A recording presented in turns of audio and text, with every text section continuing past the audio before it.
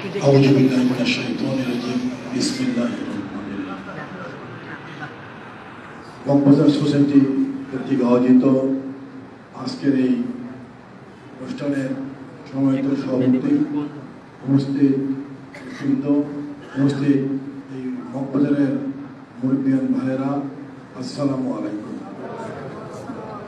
আমি সর্বপ্রথম গত কয়েকদিন পূর্বে যে ভূমিকম্প হয়েছিল, এই ভূমিকম্পে যারা নিহত হয়েছেন তাদের রুহের মাগফিরাত কামনা করছি এবং আল্লাহ তাআলার কাছে দোয়া করছি যেন আমাদের বাংলাদেশের মানুষকে, বাংলাদেশকে এই ভূমিকম্প থেকে হেফাজত করেন, ভূমিকম্প থেকে রক্ষা করেন। যখন ভূমিকম্প হয়, আমি দেশের বাইরে ছিলাম, চন্দ্রপুর গিয়েছিলাম, সেখানে বসে আমি ভূমিকম্পের কথা শুনেছি। আমি আল্লাহ তাআলার কাছে কথা বলেছিলাম, আল্লাহ পাক তুমি আমাদের দেশকে, দেশের জনগণকে রক্ষা করো। শুধু একদিন নয়, পরপর কয়েকদিনই কিন্তু ভূমিকম্প হচ্ছে। তাই সবার কাছে আহ্বান, আপনারা সবাই দোয়া করবেন আল্লাহ পাক যেন আমাদেরকে এই ভূমিকম্প থেকে হেফাজত করে। আমাদের প্রাণপ্রিয় নেত্রী, বাংলাদেশের তিনবারের প্রধানমন্ত্রী দেশনেত্রী বেগম খালেদা জিয়া অসুস্থ। আজকে তিনি চিকিৎসাধীন অবস্থায় হাসপাতালে আছেন, তিনি মৃত্যুর সাথে লড়ছেন। এই নেত্রী কোনোদিন কোনো অন্যায়ের সাথে আপোষ করে নাই। দীর্ঘ 9 বছর স্বৈরাচার এরশাদের বিরুদ্ধে আন্দোলন করেছেন। অনেকে এরশাদের কাছ থেকে অনেক সুবিধা নিয়েছেন। তার সাথে নির্বাচনকে, এরশাদকে তারা হালাল করে দিয়েছিলেন। কিন্তু বেগম খালেদা জিয়া অনেক অত্যাচার, নির্যাতন সহ্য করে কিন্তু বাংলাদেশের যুব সমাজকে, ছাত্র সমাজকে, জনগণকে ঐক্যবদ্ধ করে এই ফ্যাসিস্ট শেখ এরশাদের বিরুদ্ধে, এরশাদের বিরুদ্ধে আন্দোলন সংগ্রাম করছিলেন। তিনি গত 16 বছর এই ফ্যাসিস্ট সরকার তাকে একটি মিথ্যা মামলা দিয়ে তাকে সাজা দিল 10 বছর। তিনি 6 বছর কারাবরণ করেছিলেন। অপরাধটা কি? যিনি তিনবারের প্রধানমন্ত্রী, যিনি সাবেক রাষ্ট্রপতির স্ত্রী, সাবেক সেনাপতির স্ত্রী, তিনি নাকি 2 কোটি টাকা চুরি করেছেন। এই 2 কোটি টাকা এখনো ব্যাংকে আছে, সেটাকে বৃদ্ধি হয়ে 8 কোটি টাকা হয়েছে। কিন্তু আশ্চর্যের বিষয় হলো, তাকে 2 কোটি টাকা চুরির মামলায় তাকে 10 বছর সাজা দেওয়া হলো। বেগম খালেদা জিয়া 6 বছর কারাবরণ করেছে। অথচ এই ফ্যাসিস্ট সরকারের প্রধানমন্ত্রী শেখ হাসিনা হাসতে হাসতে বলেন, আমার পিয়ন 400 কোটি টাকার মালিক, আমার পিয়ন হেলিকপ্টারে চলে। তার সাজাও হয়নি, গ্রেফতারও হয়নি। এই ফ্যাসিস্ট সরকারের অর্থমন্ত্রী বিদ্যুৎ সংসদে বলেন, যখন বাংলাদেশ ব্যাংক থেকে 4000 কোটি টাকা উধাও হয়ে গেল, এই ফ্যাসিস্ট সরকারের অর্থমন্ত্রী বললেন 4000 কোটি টাকা কোনো টাকাই না। যারা 4000 কোটি টাকা চুরি করে নিয়ে গেল, তাদেরকে গ্রেফতার করা হলো না, তাদের সাজা হলো না। অথচ বেগম জিয়া মাত্র 2 কোটি টাকা তাও মিথ্যা মামলায় তাকে 10 বছর সাজা দেওয়া হলো। তিনি 6 বছর কারাবরণ করেছিলেন। তিনি অসুস্থ ছিলেন। বাংলাদেশের সমস্ত পেশাজীবী নেতৃবৃন্দ কিন্তু বেগম খালেদা জিয়াকে উন্নত চিকিৎসার জন্য বিদেশে পাঠানোর জন্য অনুরোধ করা হয়েছিল। বাংলাদেশের চিকিৎসকরা বলেছিল, বেগম খালেদা জিয়ার কোনো চিকিৎসা বাংলাদেশের মাটিতে নাই, উন্নত চিকিৎসার জন্য তাকে বিদেশে পাঠানো হোক। তাকে পাঠানো হয়নি। বিদেশ থেকে ডাক্তাররা এসেছেন, তারাও কিন্তু একই কথা বলেছেন, বেগম খালেদা জিয়াকে উন্নত চিকিৎসার জন্য বিদেশ পাঠানো হোক। বিদেশ পাঠানো নেই। এই ফ্যাসিস্ট সরকার ভেবেছিল মৃত্যুর ভয়ে বেগম খালেদা জিয়া ফ্যাসিস্ট শেখ হাসিনার সাথে আপোষ করবে। মানুষের জীবনের মায়া সবচেয়ে বেশি মায়া, বড় মায়া। তিনি জানেন মৃত্যু তার দিকে এগিয়ে আসতেছে, তারপরও কিন্তু বেগম খালেদা জিয়া শেখ হাসিনার সাথে আপোষ করেননি। আমাদের পার্টির ভারপ্রাপ্ত চেয়ারম্যান তারেক রহমান জানেন, তার মা মৃত্যুর সাথে পাঞ্জা লড়ছে। তার এক ভাই সাদা আন্দোলন করেছেন, তারপর কিন্তু তারেক রহমান কিন্তু শেখ হাসিনার সাথে আপোষ করেননি। শেখ হাসিনা ভেবেছিলেন তার মার কথা চিন্তা করে তারেক রহমান শেখ হাসিনার সাথে আপোষ করবেন। আজকে আমরা আমাদের আপোষের নেত্রী দেশপতি বেগম খালেদা জিয়া এবং তারেক রহমানের নেতৃত্বে বাংলাদেশের মানুষ দীর্ঘ 16 বছর আন্দোলন সংগ্রাম করে এই ফ্যাসিস্ট থেকে এই দেশ ফ্যাসিস্টকে এই দেশ থেকে মুক্ত করেছে। এই ফ্যাসিস্ট সরকার, সরকারের প্রধান, সরকারের মন্ত্রীরা, সরকারের এমপিরা এবং আওয়ামী লীগের সর্বস্তরের জনগণ, সর্বস্তরের নেতার নেতৃবৃন্দ, এই এলাকায় যারা আওয়ামী লীগের কমিশনার ছিলেন, নেতা ছিলেন এবং এমনকি আমাদের দেশের জাতীয় মসজিদের খতিব সর্বত্র চোরের মতো এই দেশ থেকে পালিয়ে গিয়েছে। পৃথিবীর ইতিহাসে একটি বিরল। আজকে আমাদের সেই নেত্রী বেগম খালেদা জিয়া অসুস্থ, হাসপাতালে আজকে তিনি চিকিৎসাধীন আছেন। আমরা তার জন্য দোয়া করি, আল্লাহ পাক যেন তাকে সুস্থ করে আমাদের মাঝে ফিরিয়ে দেন, এই জন্য আমাদের মানুষের সেবা করতে পারেন। সম্মানিত নেতৃবৃন্দ, সম্মানিত এই মহফুজা সোসাইটির মহফুজা ভাই বোনেরা, আপনারা জানেন আমরা দীর্ঘ 16 বছর এই তারেক রহমানের নেতৃত্বে আন্দোলন সংগ্রাম করেছি। আন্দোলন সংগ্রাম করতে গিয়ে অনেক ভাই গুম হয়েছে, বিএনপি নেতা ইলিয়াস আলী গুম হয়েছে, এই সাবেক রমনা থানার বিএনপি সভাপতি কমিশনার চৌধুরী আলম গুম হয়েছে, দেশগাঁ সুমন গুম হয়েছে, ছাত্র নেতা জাকির গুম হয়েছে, এমনি শত শত নেতা কর্মী গুম হয়েছে, হাজার হাজার নেতা কর্মী সাদা পালন করেছেন। এই খিলগাঁয়ের ছাত্রদল সভাপতি জনিকে ধরে পুলিশ তার বুকের ভিতরে 25টা গুলি করেছে ধরে। লক্ষ লক্ষ নেতা কর্মী মিথ্যা মামলায় কারাবরণ করেছেন। তারপরও কিন্তু বিএনপির প্রতিটা নেতা কর্মী তারেক রহমানের নেতৃত্বে আন্দোলন সংগ্রাম করে এই ফ্যাসিস্টকে এই দেশ থেকে বিতাড়িত করেছে। প্রিয় সাথী বন্ধুরা, আজকে আমরা এই ফ্যাসিস্ট থেকে মুক্ত হয়েছি। আমি দীর্ঘদিন রাজনীতি করি। আমার সহযোদ্ধা মাসুম, আমার এক সহযোদ্ধা রাহিমি, আমরা দীর্ঘদিনের বন্ধু, সহবাসী বন্ধু। আমরা একসাথেই রাজনীতি শুরু করেছি। রাজনীতির বয়স প্রায় 43 বছর হয়ে গিয়েছে। অনেকবার অ্যারেস্ট হয়েছে, কিন্তু আমাদেরকে কখনো থানায় নিয়ে ডিভিশন নিয়ে মারধর করেনি, অপমান করেনি, সম্মান করেছিল। এবারে কিন্তু প্রথম রাজনীতি জীবনে ডিবি অফিসে আমাদেরকে ধরে চোখ বেঁধে হাত হ্যান্ড করা দিয়ে উপরে বেঁধে আমাদেরকে নির্যাতন করা হয়েছে। এই যে অবস্থা, আপনারা জানেন গত 18 সনে একটি পাতানো নির্বাচন হয়েছিল। যদিও সেই নির্বাচনে বিএনপি অংশগ্রহণ করেছিল, আমাকে কিন্তু সেই নির্বাচনও বিএনপি আমাকে ধানের শীষ উপহার দিয়েছিল, ধানের শীষ দিয়ে নির্বাচন করার জন্য। আপনাদের মনে আছে সেই নির্বাচন কি হয়েছে? যেদিন তফসিল ঘোষণা করা হয়েছে, তফসিল ঘোষণা করার সাথে সাথেই 1 সপ্তাহের ভিতরে এই বৃহত্তর তেজগাঁ রমনা অর্থাৎ ঢাকা মহানগর 4টি থানায় 91টি মামলা দিয়েছে, গায়েবী মামলা।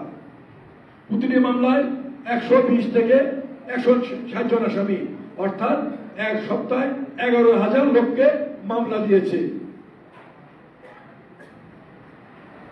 11,000 লোককে একটি নির্বাচন এলাকায় যদি মামলা দেয়, আর কোন নির্বাচন হতে পারে? এই হাতের জেলে আমাদের মহিলা দলের কর্মীদেরকে ধরে মারধর করেছে, থানায় নিয়ে কোর্টে পর্যন্ত পাঠিয়ে দিয়েছে। তারপরে কিন্তু আমরা সকল অত্যাচার নির্যাতন সহ্য করে আমরা কিন্তু রাজপথে ছিলাম, নির্বাচন অংশগ্রহণ করেছিলাম। সেই নির্বাচন আপনারা দেখেছেন, দিনের ভোর রাতে দিয়ে সম্পন্ন করেছে। সকালবেলা 1 ঘন্টা আমাদের এলাকায় এই ঢাকা মহানগরের লোকজন ভোট দেওয়ার সুযোগ পেয়েছিল। এই 1 ঘন্টায় ঢাকা মহানগর প্রায় ৪৪,000 ভাইরা ধানের শীষে ভোট দিয়েছিল। 1 ঘন্টার পরে কিন্তু আর কোনো কেউ ভোট দিতে পারেনি। আজকে আমরা সেই ফ্যাসিস্ট থেকে মুক্ত হয়েছি। আমি 23 সনে বিএনপি একটি ঘোষিত প্রোগ্রাম ছিল, যেখানে আমি প্রধান অতিথি ছিলাম কারণ বাজার থেকে। সভা শেষ করে মিছিল শেষ করে আমি যখন রিক্সা উঠলাম, রিক্সা থেকে আমাকে থাবা দিয়ে গ্রেপ্তার করা হলো। আমি পুলিশ কর্মকর্তাদের বলেছিলাম আমার নামে মামলা আছে, অনেক মামলা আছে, অতক্ষণ আমাকে নতুন করে মামলা দিয়েন না, আমাকে যে কোনো একটি মামলায় কোর্টে পাঠিয়ে দেন, আমি রিকোয়েস্ট করেছিলাম। অথচ সকালবেলা দেখি আমাকে মামলা দিয়েছে।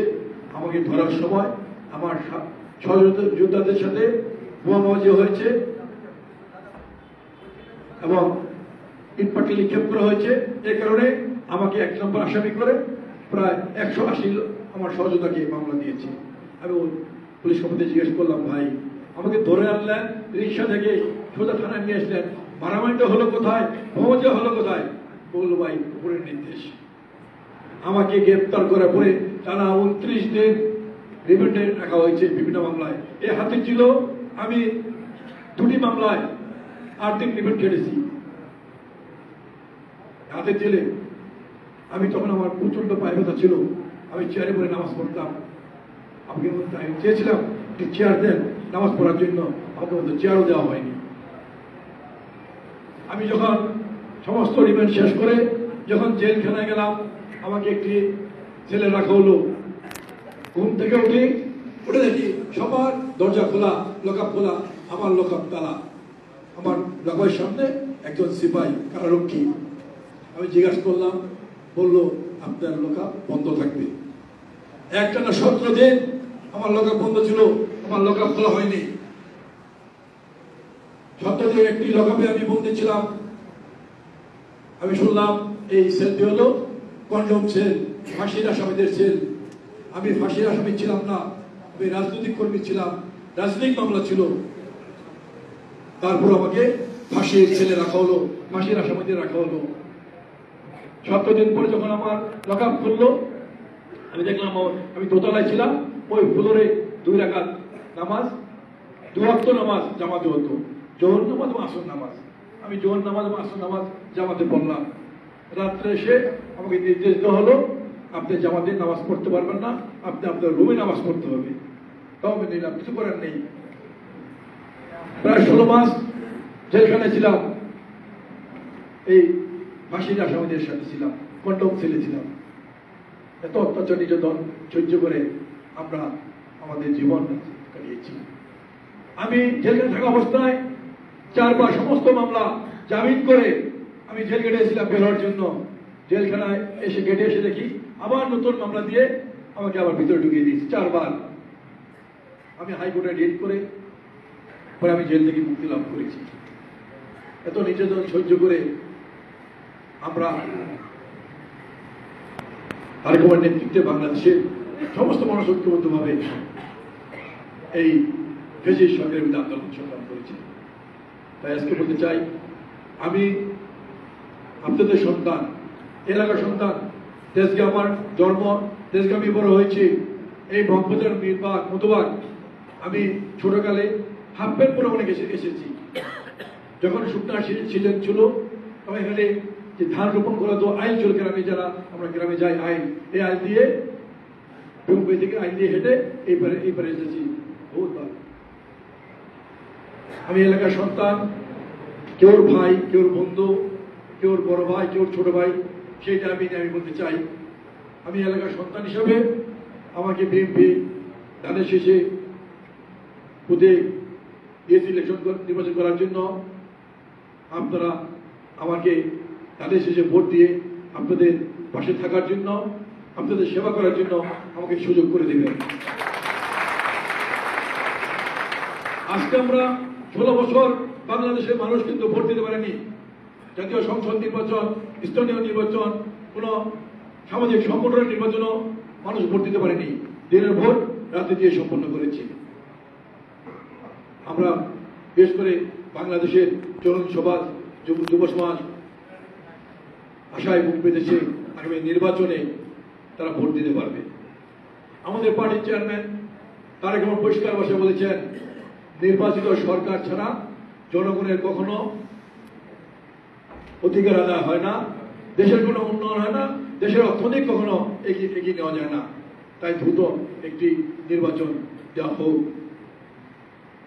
তারেক রহমান বলেছেন, বাংলাদেশের জনগণ যাকে ভোট দিবে তারাই সরকার গঠন করবে, বিএনপি সমর্থন করবে। আর যদি বাংলাদেশের জনগণ বিএনপিকে ভোট দেয়, বিএনপি জনগণকে সেবা করার জন্য বিএনপি সরকার গঠন করবে। আমরা দেখতে পাচ্ছি হঠাৎ করে 2-1টি দল তারা নির্বাচন চান না, বানচাল করার জন্য সচেতন করে চক্রান্ত করছে। তারা মুখে নির্বাচন চান না, বলেন না নির্বাচন চাই না, তো তাদের কথাবার্তায় কর্মকাণ্ডে তারা প্রকাশ করছেন তারা নির্বাচন চান না। তাই কেন এবার যাবেন? যে দলটি স্বাধীনতা যুদ্ধের বিরুদ্ধে ছিল, যে দলটি বাংলাদেশের মানচিত্র চায়নি, যে দলটি বাংলাদেশের পতাকা চায়নি, যে দলটি স্বাধীনতা যুদ্ধের সময় পাক হানাদার বাহিনীর সাথে থেকে বাংলাদেশের লক্ষ লক্ষ ভাইকে হত্যা করেছে, যে দলটি স্বাধীনতা যুদ্ধের সময় পাক হানাদার বাহিনীর সাথে লক্ষ লক্ষ মা বোনের ইজ্জত নষ্ট করেছে, সে দলটি কিন্তু আজকে মুখে বলতে পারছে না, কিন্তু কাজ করে তারা প্রকাশ করছে তারা নির্বাচন চান না। তারা সর্বপ্রথম বলল সংস্কার করতে হবে, সংস্কার ছাড়া নির্বাচন করতে দেওয়া হবে না। ভাই, সংস্কার তো একটা চলমান প্রক্রিয়া, যতদিন পৃথিবী থাকবে, যতদিন দেশ থাকবে, ততদিন সময়ের তাগিদে সময়ের প্রয়োজনে সংস্কার চলতেই থাকবে। তাহলে কি নির্বাচন কখনো হবে না? বাংলাদেশের মানুষ এটা গ্রহণ করেনি। সংস্কারের কথা যদি বলতে হয়, এই স্বাধীন বাংলাদেশে সর্বপ্রথম সংস্কার করেছিলেন শহীদ রাষ্ট্রপতি জিয়াউর রহমান। শহীদ রাষ্ট্রপতি জিয়াউর রহমান বাংলাদেশের সংবিধানে বিসমিল্লাহির রহমানির রহিম সংযোজন করেছিলেন। শহীদ রাষ্ট্রপতি জিয়াউর রহমান বাকশাল বাতিল করে ফতুল্লা গ্রন্থ প্রতিষ্ঠা করেছেন। শহীদ রাষ্ট্রপতি জিয়াউর রহমান বাংলাদেশের সকল পত্রিকার স্বাধীনতা দিয়েছেন। শহীদ রাষ্ট্রপতি জিয়াউর রহমান বাংলাদেশের আলেম সমাজকে সম্মান করতেন, আলেম সমাজকে তিনি মূল্যায়ন করেছেন। আবার যদি সংস্কারের কথা বলতে হয়, বাংলাদেশের ইতিহাসে সবচেয়ে বড় সংস্কার করেছেন দেশনেত্রী বেগম খালেদা জিয়া। বিএনপির গণতন্ত্রে আছে কিন্তু রাষ্ট্রপতি শাসিত সরকার। 91 সনে যখন বেগম খালেদা জিয়া সরকারের ক্ষমতা আসলেন, তিনি এই দেশের মানুষের কথা চিন্তা করে বিশ্বের সাথে তাল মিলিয়ে চলার জন্য তিনি নিজের দলের গঠনতন্ত্র বাদ দিয়ে তিনি কিন্তু সংসদীয় পদ্ধতি সরকার চালু করেছেন। তাহলে সংস্কার কিন্তু এদেশে বিএনপি করেছে। আরেকটা মজার ব্যাপার, তখন এই ফ্যাসিস্ট পতনের 2 বছর পূর্বে বিএনপির ভারপ্রাপ্ত চেয়ারম্যান তারেক রহমান চিন্তা করেছেন বাংলাদেশকে এগিয়ে নিতে বাংলাদেশের সংস্কার দরকার। কারণ ফ্যাসিস্ট সরকার বাংলাদেশের সবগুলো অঙ্গনগুলো, সবগুলো রাষ্ট্রীয় কাঠামোগুলো ধ্বংস করে দিয়েছে। তাই কিন্তু ফ্যাসিস্ট সরকারের পতনের 2 বছর পূর্বেই তারেক রহমান এই রাষ্ট্র সংস্কারের জন্য 31 দফা দিয়েছেন। সংস্কার কে চায়? বিএনপি চায়।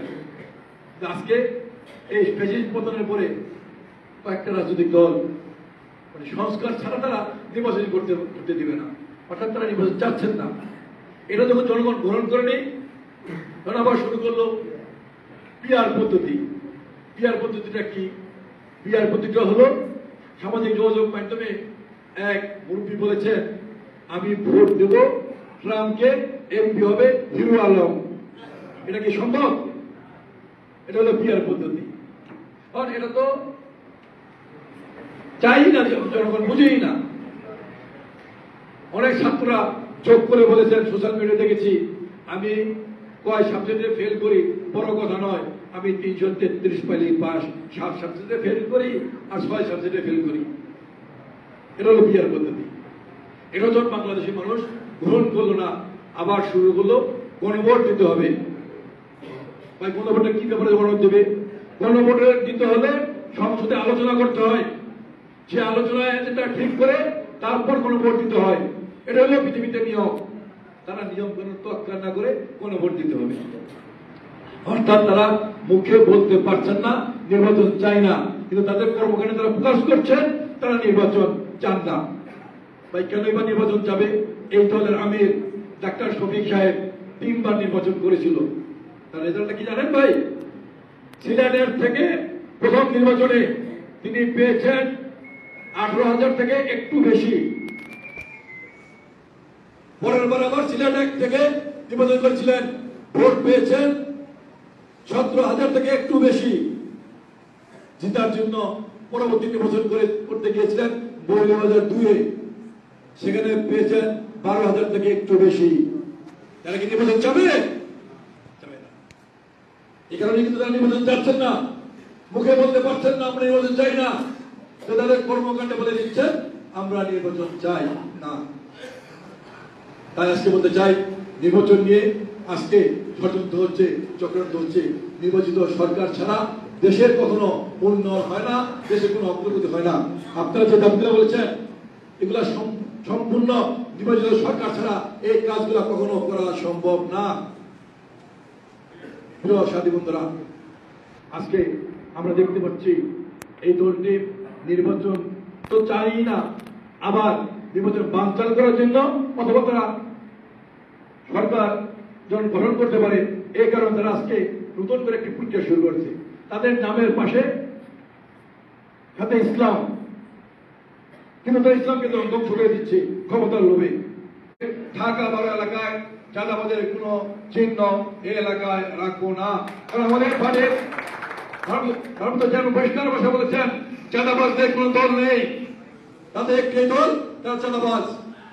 এক চাঁদাবাজ চলে গেলে আরেক চাঁদাবাজের কাছে কিন্তু বুঝিয়ে দিয়ে যায়, আর চাঁদাবাজ ঘরে গাড়ি চেপে সেই চাঁদাবাজের কাজটি করে। তাই পরিষ্কার ভাষা বলতে চাই, এই এলাকার চাঁদাবাজ, ঢাকা 12 এলাকার চাঁদাবাজের কোন চিহ্ন ইনশাআল্লাহ থাকবে না। আপনাদের জনবদ্ধতা আছে, আমি মনে করি এটা দীর্ঘদিনের সমস্যা। যদি বিএনপি ক্ষমতা আসে ইনশাআল্লাহ আমরা সিটি কর্পোরেশনের আলোচনা করে পরিচালনা করে স্থায়ীভাবে যেন জলবদ্ধতা দূর করা যায় সেই ব্যাপারে আমরা চেষ্টা করব ইনশাআল্লাহ। অনেক জায়গায় গ্যাসের সমস্যা আছে, মিরবাগে এর আগে আমি আমার মিরবাগে সোসাইটির সাথে আমার কথা হয়েছিল, আমি তিতাসের এমনির সাথে কথা বলেছিলাম তার সাথে কি আলোচনা করার জন্য, যেহেতু আমরা সরকারে নেই তাদের কোনো অনেক কথা কিন্তু কাজ কিন্তু আমরা করতে পারি না। তারপর তিনি বলেছিলেন আসেন আলোচনা করে কিভাবে সমাধান করা যায়, পরবর্তী পর্যায়ে প্রোগ্রামটি আমরা করতে পারিনি। কিন্তু আমরা মনে করি এই যে গ্যাসের সমস্যা, পানির সমস্যা, ড্রেনের সমস্যা, আল্লাহ পাক যদি আমাকে সুযোগ দেন, আল্লাহ পাক যদি বিএনপিকে ক্ষমতায় আসে আর আসার সুযোগ দেন, তাহলে ইনশাআল্লাহ এই সমস্যাগুলো আমরা দূর করবো।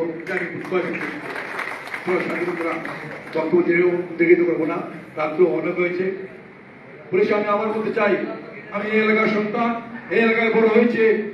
কেউ হয়তো আমার ভাই, কেউ আমার বোন, কেউ আমার চাচা, কেউ আমার চাচি। আমি আপনাদের কাছে একটি আবেদন করতে চাই, আমাকে একবার ভোট দিয়ে আপনাদের পাশে রাখবেন, আপনাদের সেবা করার সুযোগ দেবেন, এই এলাকার কাজ করার সুযোগ দেবেন, সেই দাবি করে সবাইকে সালাম জানিয়ে আমি আমার বক্তব্য শেষ করছি।